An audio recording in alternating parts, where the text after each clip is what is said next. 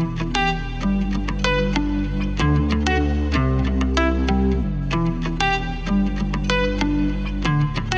Doctor ஜோதி, குழந்தை நல நிபுணர், பிஎஸ்ஜி மருத்துவமனை. இந்த ரெக்கார்டிங் மூலியமாக உங்ககிட்ட என்ன செய்தி பகிர்ந்துக்க போகிறோம் அப்படின்னா குழந்தைங்களுக்கான தடுப்பூசி பற்றிய செய்தி. சரிங்களா? எல்லா மதர்ஸ்க்கும் அதர் யார் குழந்தைய பார்த்துக்கிறாங்களோ அவங்க எல்லாத்துக்குமே தடுப்பூசினா என்ன, ஏன் தடுப்பூசி போடுறோம் அப்படிங்கிற ஒரு பேசிக் நாலேஜ் எல்லாத்துக்குமே இப்போ இருக்க தான் செய்யுது. சரிங்களா? ஏன்னா தடுப்பூசி கவர்மெண்ட்லேயே போடுறோம், ப்ரைவேட் செக்டார்ஸ்லேயே நம்ம தடுப்பூசி குழந்தைங்களுக்கு போடுறோம். இதில் ஒன்று, என்னென்ன தடுப்பூசி எப்போ போடணும் அப்படிங்கிற ஒரு சின்ன இன்ஃபர்மேஷன் மாத்திரம் இப்போ நான் ஷேர் பண்ணிக்கிறேன்.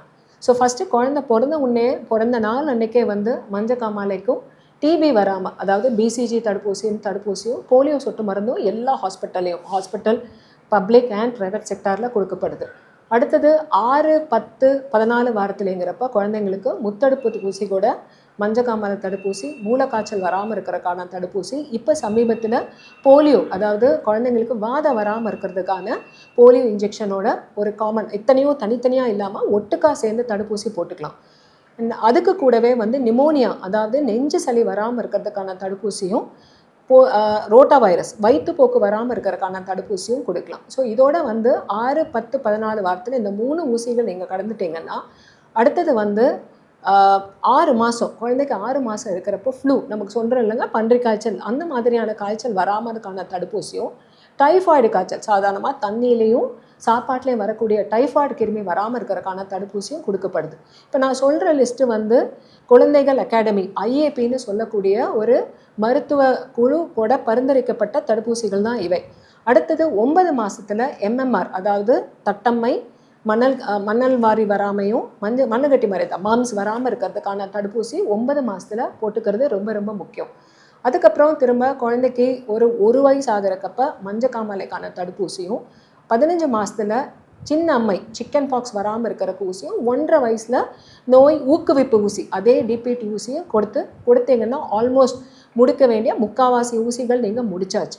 அதுக்கப்புறம் திரும்ப 4 வயசுலேருந்து 4.5 வயசுக்குள்ளே ஊக்குவிப்பு ஊசிகள் மாத்திரம் கொடுக்க வேண்டியது இருக்கும். இதோட முடிஞ்சதுன்னு இல்லாமல் 10 வயசில் குழந்தைங்க நார்மலாக ஓடி விளையாடு, அவங்களுக்கு ஒரு காயம் ஏற்படுறப்ப டெட்டனஸ் வராமல் இருக்கிறதுக்கு 10 வயசில் டிடாப்ங்கிற தடுப்பூசியும் போட வேண்டியது இருக்கலாம். இப்போ இந்த காணொலி மூலிமா எக்ஸ்ட்ராவாக நம்ம பொதுவாக என்ன நினைப்போம், குழந்தைங்களுக்கு 10 வயசோட முடிஞ்சுது ஊசின்னு தான் நினைப்போம். இப்போ சமீப காலத்தில் பொன் குழந்தைங்களுக்கு கர்ப்பப்பை புற்றுநோய் வரக்கூடாமல் இருக்கிறதுக்கு ஹெச்பிவி வேக்சின் அப்படின்னு ஒரு தடுப்பூசி இருக்குது. இது ஒரு பெரிய விஷயம். அதாவது புற்றுநோய் வராமல் தடுப்பூசி ஒன்று இருக்குங்கிறதே பெரிய விஷயம். நம்ம பொன் குழந்தைங்களுக்கு அது கொடுக்குறங்காட்டி நாளைக்கு அவங்க பிரச்சனை இல்லாமல் இருக்கிறதுங்கிறது அதை விட ரொம்ப சந்தோஷமான ஒரு விஷயம். ஸோ 9 வயசுலேருந்து ஆரம்பித்து பொன் குழந்தைங்களுக்கு இந்த ஹெச்பிவி தடுப்பூசி, அதாவது கர்ப்பப்பை புற்றுநோய் வராமல் இருக்கிற தடுப்பூசி, இப்போ அது புது லிஸ்ட்டில் இருக்கிறதும் நீங்கள் உங்கள் மருத்துவரை கேட்டு, குழந்தை நல நிபுணரை கேட்டு தவறாமல், இப்போதைக்கு நான் பெண் குழந்தைங்கள்னு சொல்கிறேன், பட் பசங்களுக்கும் அந்த ஊசி போடலாங்கிற ரெக்கமெண்டேஷன் வந்திருக்கு. பட் டெஃபினட்டாக நம்ம பொன் குழந்தைங்களுக்கு அது போட்டுக்கிறது ரொம்ப ரொம்ப நல்லது. ஸோ இது எல்லாமே டாக்டர் நாங்கள் கவர்மெண்ட்டில் போடுறோம் அப்படின்னா கவர்மெண்ட்டில் நீங்கள் போடுங்க, தவறாமல் போடுங்க, விடாமல் போடுங்க. அது இல்லாமல் கவர்மெண்ட்டில் கிடைக்காத தடுப்பூசிகள் நாம் இன்ஸ்டியூஷன்ஸில், ப்ரைவேட் இன்ஸ்டியூஷன்ஸில் நீங்கள் கவர் பண்ணிக்கிறது ரொம்ப நல்ல விஷயம். அதை நீங்கள் டெஃபினட்டாக பண்ணுங்கள். இது இல்லாமல் இப்போ இந்த கோவிட் டைமில், கொரோனா டைமில் நிறையா குழந்தைங்களுக்கு தடுப்பூசி போடலை, அவங்களால வர முடியல, போடலை அப்படிங்கிற ஒரு சூழ்நிலை இருந்தது.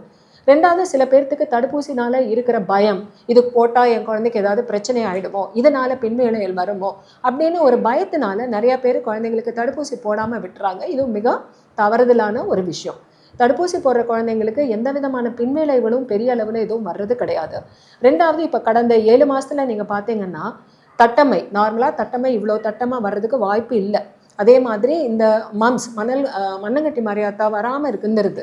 பட் இப்போ பார்த்தீங்கன்னா இந்த கடந்த 6 மாதத்தில் 5 வருஷத்தில் நாங்கள் எவ்வளோ பார்த்தோமோ அது இந்த 6 மாதத்தில் வந்தது. அதுக்கு காரணம் என்ன அப்படின்னா, கோவிட் டைமில் வெளியே வர முடியலை.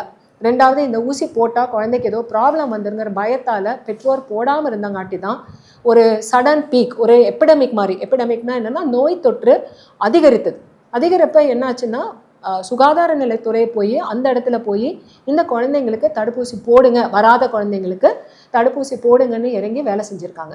ஸோ அதனால் இதில் ஒரு ரெக்வெஸ்ட் என்னென்னா, தடுப்பூசிகள் என்பது இன்றைக்கி பார்த்தீங்கன்னா எங்கேயுமே உலகத்தில் பெரியம்மா கிடையாது. போலியோ இல்லை.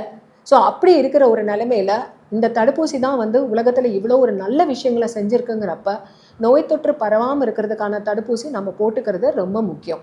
அதனால சின்ன சின்ன அசௌகரியங்கள் வரலாம், காய்ச்சல் வரலாம், கொஞ்சம் வலி வரலாம், அதுக்கெல்லாம் நம்ம டெஃபினட்டாக மருந்து கையிலேயே கொடுத்து அனுப்பிடலாம், எந்த பிரச்சனையும் வராமல் பார்த்துக்கலாம். ஸோ இந்த காணொலி மூலிமா உங்ககிட்ட கேட்டுக்கிறது என்னென்னா, தடுப்பூசிகள் சேஃப். அதை நீங்கள் போடுறதுனால எந்த பின்விளைவுகளும் பெரிய அளவில் ஏற்படுத்துறது கிடையாது. ஸோ அது உங்களுக்கு ஏதாவது டவுட் இருந்ததுன்னா நீங்கள் டாக்டர்ஸ் கிட்ட கலந்து ஆலோசிச்சுட்டு அதுக்கப்புறம் நீங்கள் முடிவு பண்ணுங்கள். நம்மளாக ஏதோ ஒரு வாட்ஸ்அப்பில் வந்த செய்தியை பார்த்தோ, நம்ம படித்த செய்தியை பார்த்தோ தப்பான முடிவு எடுக்காமல் கரெக்டான முடிவு எடுத்து குழந்தைகளை பாதுகாத்துக்க வேணும் என்கிறது ரொம்ப முக்கியம். நான் ஒரு குழந்தை டாக்டராக இருந்தால் கூட இது தடுப்பூசி அப்படிங்கிறங்காட்டி இந்த காலகட்டங்களில் பெரியவங்களுக்கான தடுப்பூசியும் இருக்குது.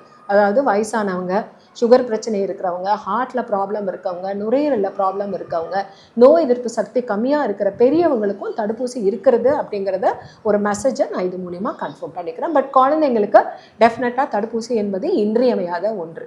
நன்றி.